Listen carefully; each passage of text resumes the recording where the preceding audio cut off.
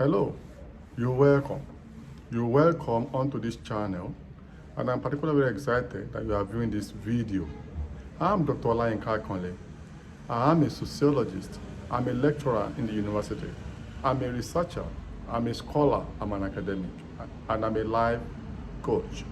So if this is your first time of coming in contact with my content, or you are coming in contact with this channel, kindly subscribe to this channel and tap your notification button, so whenever I drop new content, you are alerted. Kindly comment, like, and share. And if you are a return viewer, that is to view any of my videos initially, kindly subscribe. And if you have subscribed, thank you for staying tuned. Kindly comment, like, and share. I'm Dr. Olayinka Akanle, and on this channel I do a lot of stuffs, and all these stuffs you can cluster into 4 areas: sociology, research, relationship, and migration. All of this I do consistently to enhance your capacity, build your capacity, and get you on the right frame of mind and competency level to the extent that you are able to be your best in any of these 4 clusters of interest that I do on this channel. So today I'm going to be talking about a very important area: how to design excellent questionnaire. How to design excellent questionnaire. Questionnaire is a major method of data or instrument of data collection, and is usually within the quantitative method of research, of doing research. This is very important because many people want to go quantitative so that they can have figures, numbers, and quantification of what they have studied. And it's usually within survey design of doing research. Now, let's start from what questionnaire is.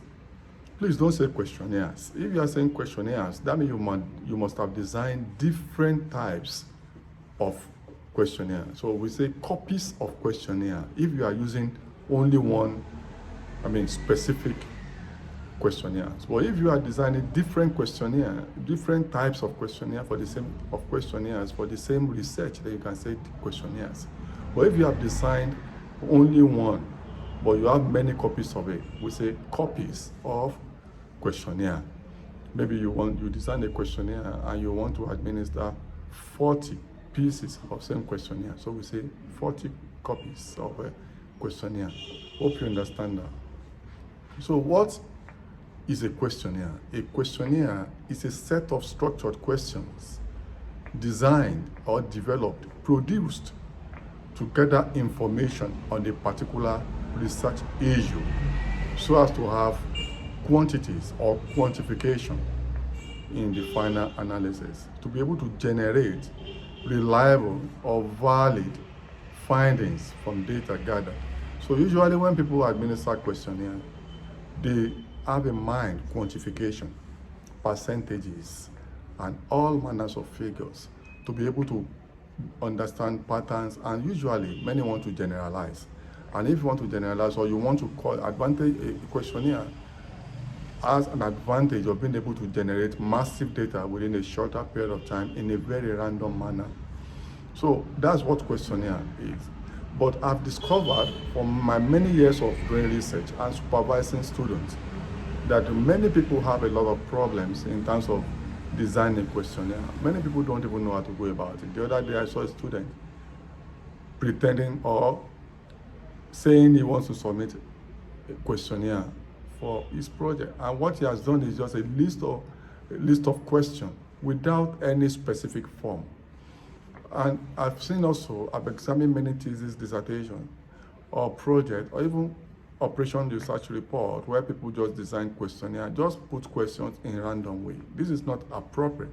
So it's very important for us to be able to understand how to design questionnaire in a very professional way.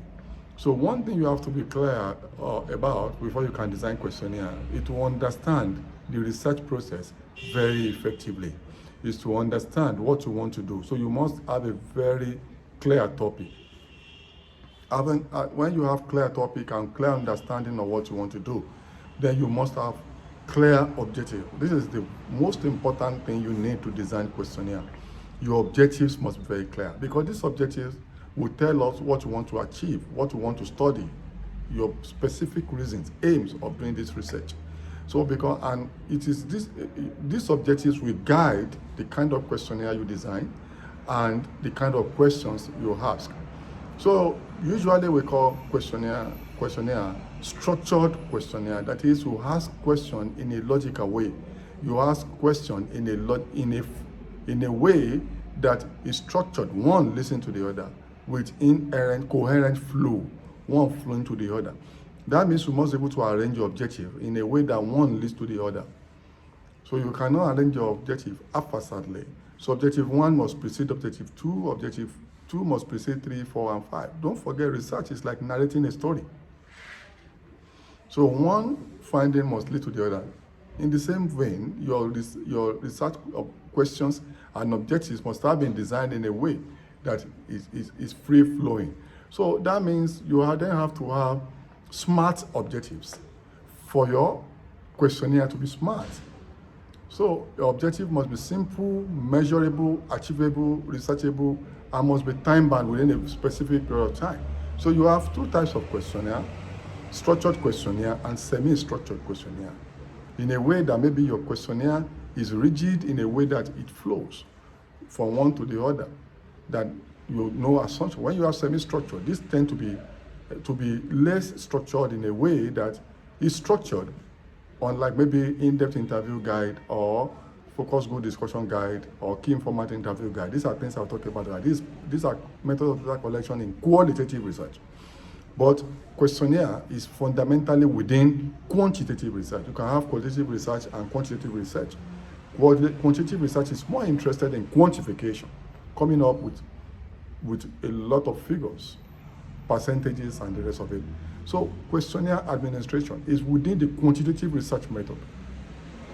So your questionnaire must be very smart. So how do you do this? Number one, to design your questionnaire, you must have what we call informed consent form. That means this may be your introduction page.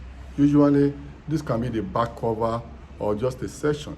So this must tell your respondents why you are doing the research and why they have been selected, assuming you have done random sampling, why they have been selected and what the research is all about.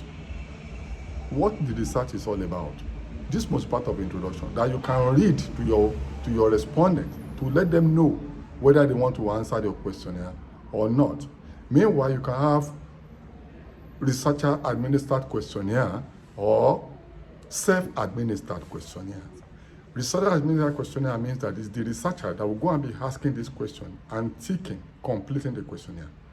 But self-administered questionnaire can mean that you're going to drop this questionnaire with your respondent. When they fill it, when they complete the questionnaire, they can send it back to you. That means the questionnaire has administered itself. But we usually recommend researcher administered questionnaire so that you are able to guide your respondent appropriately and you are able to have high return rate. If you drop questionnaire for people, they can just simply throw it away or they refuse to complete it. So, or even if it's online questionnaire that you send link to people, they might decide to not complete the questionnaire. The link can even go into their spam message. So even when it's hosted online, maybe on Google Form, SurveyMonkey, Kobo Toolbox, or all manners of things now, there are online digital kit, ODK, that you can use to host your questionnaire online. Most people don't carry paper around anymore. But the design is still designed. But just that, even if you send this link to people, you may need to follow up. And sometimes I recommend for people when I conduct research for organizations, or I tell my students that it's better for you even to go and administer this question through the link. You still complete for them. You are sure of high return rate. That is, your return rate will be fine. Completion rate will also be excellent. They won't be tired because you are there to guide them. So after this introduction at the back, then you must have what we call signature, informed consent, where you intentionally ask respondents whether they want to continue to answer your question or they don't want to continue. So that means you must get their consent. It's an ethical procedure that we say informed consent. So it's good for your respondent to to give their consent whether they want to be part of the study, and they must sign usually, or they thumbprint if it's an illiterate population. So we have, on your questionnaire, we can have open-ended question and closed-ended question. Open-ended questions means you do not give options to the respondent to fill, but you just tell them to express themselves. And we have closed-ended questions on your questionnaire. That means there are options, yes or no, strongly agreed, agreed, moderately agreed, disagreed. So you just simply have, or you can have open-ended on age, for example, or income. You want them to state their income, and this is usually recommended on variables that you don't want to specify, like age. Maybe you want to manipulate the age or income later on to have more deeper analysis for your data. So that can be open. We call it open-ended. You say, how old are you, or how much do you earn in a month or in a year? So they simply write. But we have closed-ended questions, that where you are give them option where they can pick gender or sex, male, female. And usually these closed-ended questions, we recommend them to be mostly on your questionnaire, because it makes it easier for you to analyze. Because we also have pre-coded questions. That means these ones with option, you can pre-code them 1, 2, so you don't need code book anymore. You simply carry the questionnaire and begin to enter into the software. Maybe you are using SPSS or Excel or even ordinary word processing. So, or R or Stata, different types of data analysis softwares. So we recommend open-ended questions are questions that you do not give options. People can just tell you what they feel and you write it there. But you must be careful not to have too many open-ended questions on your questionnaire. Otherwise, it becomes an interview guide. It's good to have mostly closed-ended questions on your questionnaire, because it makes it more guided and it makes it easier for you to analyze. Then you can pre-code. That is, you can, instead of having code books eventually, you can pre-code the questionnaires and put codes right on the questionnaire.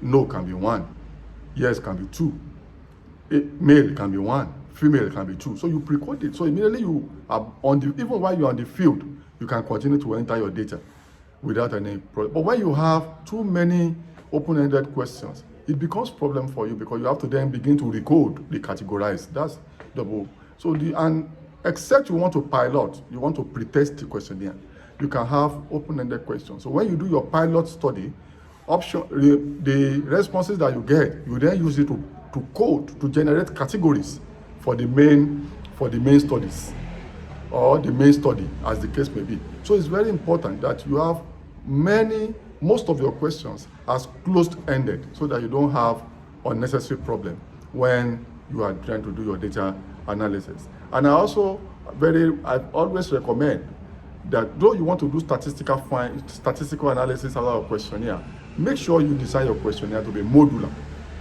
Modular questionnaire means you've created sections on that your questionnaire. You've created different sections. And how do you do this? You have different modules. After your informed consent back cover or introductory back cover, what you then do is to then go and create sections based on your objectives. That's what we call modular. So it's easy. For example, after your introduction, you then come to the first one. You must collect data on the socio-demographic characteristics of your respondent. Without that, you've had no questionnaire. Because when you want to manipulate, analyze your data, you may need these socio-demographic characteristics to manipulate your data, to analyze. You can cross-tabulate age, gender or sex, level of income, level of education, ethnicity, religion. You want to cross-tabulate them with a particular variable. So it's very important that your questionnaire must have socio-demographic characteristics of the respondent. It's usually the first part of the questionnaire, except for some sensitive reason. Some questionnaire can move to the very last part, so that you don't want to agitate. Some may not be so comfortable giving them their basic data. So we may put it to the last. But if it's a very harmless or simple general topic you are researching, it's usually the first part, because you must get the socio-demographic. What's the age of the person you are talking to, the ethnic group, level of education, even income, religion, and some other things, even occupation and profession, if those variables are relevant. Now, once you want to get that, is usually the first part. So that can be the first module. Once you are done with that, what's the next thing you do? You pick the first objective of your objectives to form another section. You can type your demographic characteristics 101. It doesn't mean that 101 is greater than 102 in this instance. It's just nominal, ordinal, it's just that you just want to use them as labels, so no ranking. 101, how old are you? Or you want to categorize it, your age, 10 to 20, like that. Or you want to leave it open. Maybe you want to do some frequency analysis or measure of central tendencies analysis.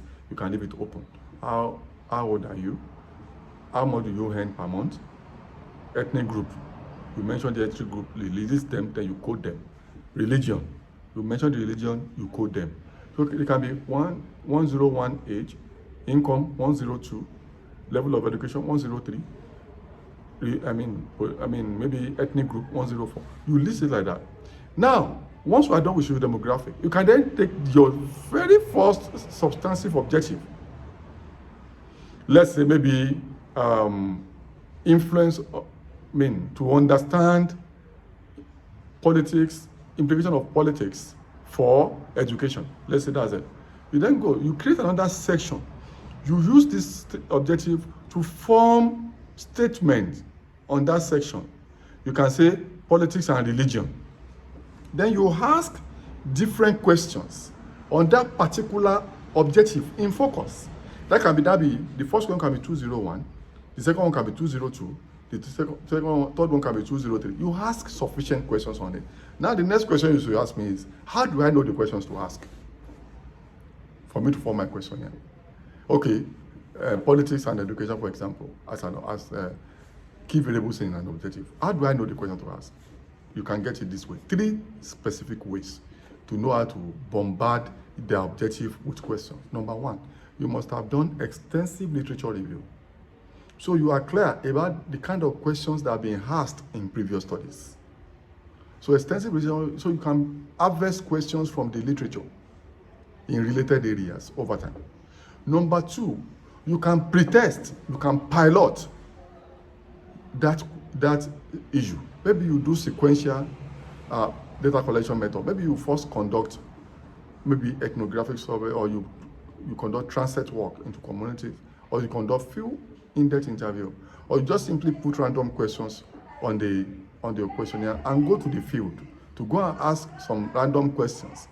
If those random questions don't give you answer, then you'll be able to harvest possible questions from observations and your random question from the field, which we will now use to develop those questions on your questionnaire. You can then take the questionnaire back to the field for additional pilot to ask those questions and see if they are appropriate. Then you then decide, use those questions to design your final questionnaire. Number 3 approach is to use your experience. If it's an area that you have experience, or you have experience in that particular area of study, you simply use your experience or people in your network to raise questions together. You bombard the objective with so many questions until it's exhausted. Now, or you have exhaustive checklist of questions on it. Then once you do that, if you use the option 1 and 3, which I've mentioned, that is literature and your experience within your network, you can then take it to the field to pilot and test. From there, you'll be able to understand if the questionnaire is going to be very valid. That is, validity in research means that the instrument and the research is measuring or has been able to measure what it's supposed to measure. Then you can also know whether the questionnaire will be reliable. What does that mean? That means when you say reliability, it means the research or the instrument has measured what it's supposed to measure consistently, to the extent that anybody that wants to do the same research in the future can use the same adapted instrument. So once you do this pilot, you'll be able to now come to a final conclusion, to be able to code all your open-ended questions, at the same time finalize the instrument. You see, it's very simple. Then you must now know that you must not have too many open-ended questions on your questionnaire. Your questionnaire must be valid and reliable. There are statistical tests you can use to measure your reliability or validity of your questionnaire. But for me, I prefer to pilot it, test it in real life situation, rather than subjecting it to statistical tests that may be just academic. But if you take the questionnaire after your first design to communities, to test or to a similar population, meanwhile, you must not, it's not good to do your pilot on the population you want to study eventually, but identical population.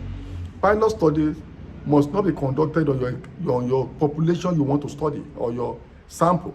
It must go to another identical population. Otherwise, we will get redundant data eventually. So pilot must be done in a different place, different but identical to where you want to do your main study.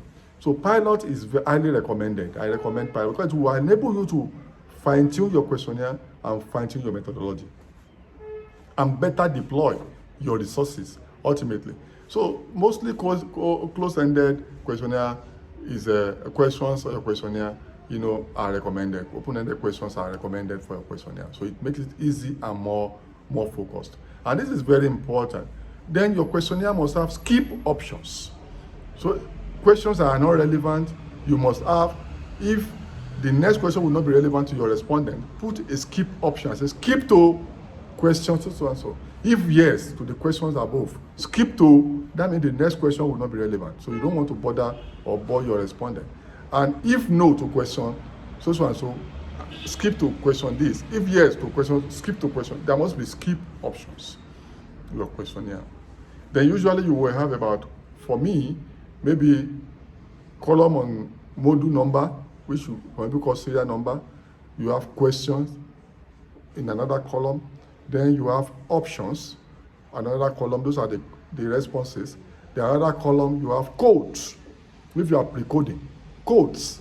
That's why I said male 1, female 2, codes. Then you can have skip pattern.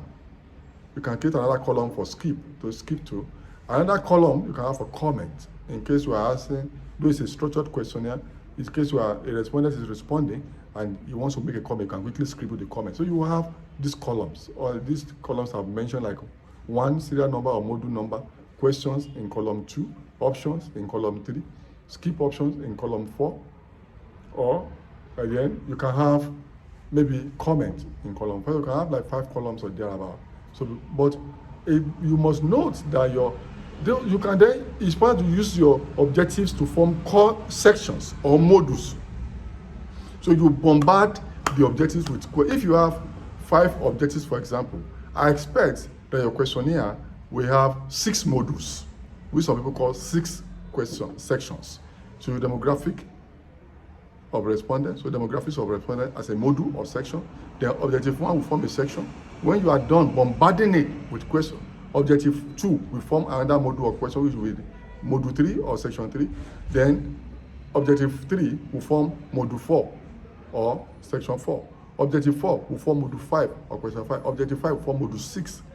So if you do it like this, it's very easy for you to unbundle, take a section and form a coherent analysis on it, instead of just running like that. So it's very important for us, for you to know that you have to be systematic in your design of questionnaire. And what are the qualities of good questionnaire? It must be smart. Then it must not be unnecessarily lengthy. You must be brief and sharp. So beware of unnecessarily long questionnaire. No repetition.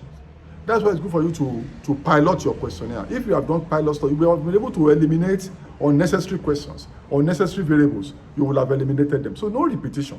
It's just straight and sharp, brief, so that you can administer it and in very quick ways. And be careful of too many open-ended questionnaire. It's very important for you. Then your questionnaire must be very succinct, must be sharp, must be valid, must be reliable. So no unnecessary questions. You must not be verbose, you must be brief. And then let your questionnaire flow in a coherent way. And the questionnaire must be interesting. Don't have too many patterns. Have yes or no questions, but don't let it be all yes or no. Let your objectives determine the way you ask the question. Don't be rigid. Be flexible and be smart. Be informative and interesting. And let it be simple and flow in a logical way. It's very important. Let there be logical flow, and ask ethical questions. Don't ask controversial questions on your questionnaire. Even if you are researching controversial issues, carry your questions in a way that is not offensive, that is not controversial. Let the questions be interesting, be straightforward. Don't use ambiguous words. That's why if you pilot, those questions are not easily understood. If you're asking a question from a respondent and is saying, I don't understand what you mean, then that question is not properly framed or structured.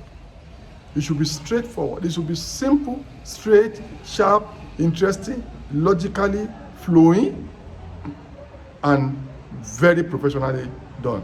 Then I will recommend that you do most of your data collection yourself. And if you have to take people to assist you, your research assistants must be well trained and well remunerated. It's very tedious to collect data. To gather data is very tedious, but you have to be very professional about it so that you don't gather wrong data. Because if you don't design your questionnaire very well, you will not have valid research ultimately, and your research will not be reliable. Your findings will not be reliable. Your findings will not be valid, and your researchers will not be your data collection assistants will not be very interested. They will be bored. They will be tired too quickly. And don't forget what I've mentioned. Try technology. Let technology help you. It can even be a good approach to quality control if you use technology. It will be difficult for somebody to go and be filling your questionnaire, completing your questionnaire under the tree or in a wrong place. Because we have technology now that will use GPS to lock the questionnaire until they get to that particular location or that respondent. The questionnaire will not open for them to fill. And you can also monitor where they have administered the questionnaire. If they have gone to the right place, you will know. If they have not gone to the right place, you will know. So then, simple, sharp, like I said, you can use a lot of, and they are not unnecessarily expensive. Some of them are even free. Google Forms, SurveyMonkey, Kobo Toolbox, a lot of ODK platforms online that you can use. Some of them are free. Some of them you have to pay a token. But they make life easier for you, and then it's a new way of doing research. Why not try the new way? So, and even for all my students now, nobody carries questionnaire around again. If I do research at the level of operational research, we use online platform so it's cheaper also. You don't have to go and be printing papers. It's also eco-friendly, within the Sustainable Development Goals. So it's friendly. It does not pollute the environment, unlike carrying papers around. So, and it makes it very light. All you need is your phone. A smartphone is okay, or a tablet. So try all these new technological ways of doing research. So I hope I've assisted you in understanding the best way. I decided to do this video so that I can understand the best ways of designing your questionnaire, because I see, and this video I made it intentionally because these are things that are not taught in class. Even in research method classes, most of the time they don't even teach you how to design questionnaire. They simply teach you method of data collection, sampling, and some other issues. I will still talk about some of these other issues in my videos, some of my next videos that will come. But I've discovered that there's a knowledge gap in this area of how to design excellent questionnaire. So people just randomly go look for, and you cannot be random in designing a questionnaire. You have to be intentional and deliberate, and you need capacity, and your objectives must be smart and well stated. So I think I do sincerely hope I've been able to assist you one way or the other. If you need more assistance, kindly drop your comments, and please share this video as widely as possible so people can know how to design their questionnaires. Students do research, organizations do research, and a lot of people do research now, and questionnaire is one of the most used instruments of data collection. Yet many people lack capacity in this area. So with this, I hope I've assisted you. Kindly subscribe to this channel, kindly like, share, and comment on this video, and I wish you well in your next research. Should you need any assistance, I'm Dr. Olayinka Kwale. Until I see you next time, be your best as a researcher.